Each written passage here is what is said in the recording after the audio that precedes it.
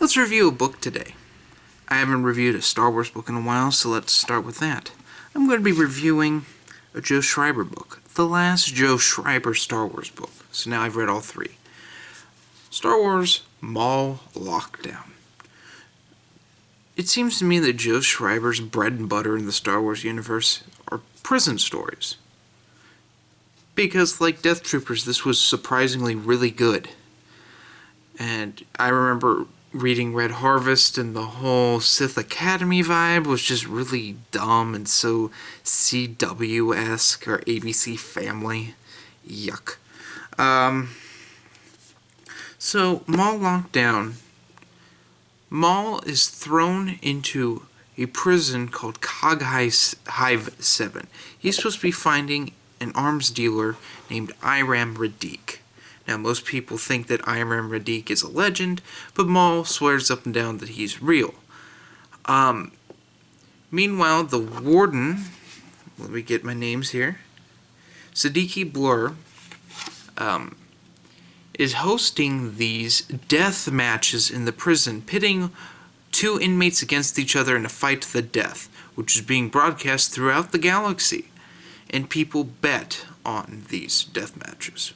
And Darth Maul, who is now known as Jagannath, a mercenary that Darth Sidious made up so that Darth Maul could be put in this prison, Jagannath is being thrown into these death matches where, like, he fought a Wampa at one point.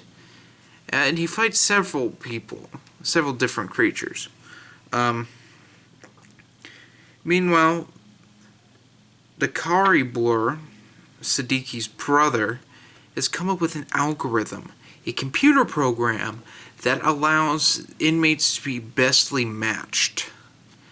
And it gets some inmates out of the whole fight, deathmatch thing. Meanwhile, Maul's mission is to get a nuclear weapon from Iram Radique and deliver it to the Bando Gora, who are led by Kamari Vosa. Now you might be wondering, I know Kamari Vosa, I played some of the video games. Well, Kamari Vosa was Count Dooku's second apprentice, who became leader of the Bando Gora. You end up dealing with her in the game called Star Wars Bounty Hunter that came out for the PS2 and GameCube shortly after Episode 2. So that was cool, they got a reference to that. So, does Jagannath complete his mission, or does he fail? Well, this is pre-episode 1, so you know how it's going to turn out. But that doesn't mean this is a bad book. In fact, this is a really, really good book. The whole thing with this book was, it was written after Darth Plagueis. Darth Plagueis really tied up all the loose ends in that pre-episode 1 era. Really tied things together with just a little reference here, a little reference there, because back at that time, it was like everything was getting tied up in a nice bow. So, Maul Lockdown had a lot that it had to accomplish, and it did. In fact, Darth Plagueis himself is in this a little bit. Which is really, really cool. He sends a banking clan member, Vesto Slipher, to Cog Hive 7, and hilarity ensues. Also, Jabba shows up in this, and that was really fun. A few other interesting things. Joe Schreiber actually ties in Death Troopers to this with having the Purge. The prison barge that's in the beginning of Death Troopers is also near the end of shows up near the end of this. Always really fun to have a reference to Death Troopers because it's so bizarre that you really can't reference it too often. Well, but this was a nice nod to it. But I will say this about this book. This book is very, very, very violent. People getting ripped apart, gang fights, gore, lots of gore. It's Joe Schreiber, so you shouldn't expect anything less. But this might actually be more brutal than Death Troopers and Red Harvest. Because it's just so... There's not that whole mystical undead thing going on in this. It's just prisoners being brutal. And I really like that. This was probably one of the best Star Wars books I've read in a while. It was just so dark, but really entertaining. And it was really, this book's pretty thick.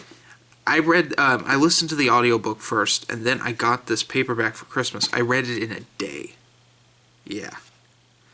And this is like a almost 400-page book.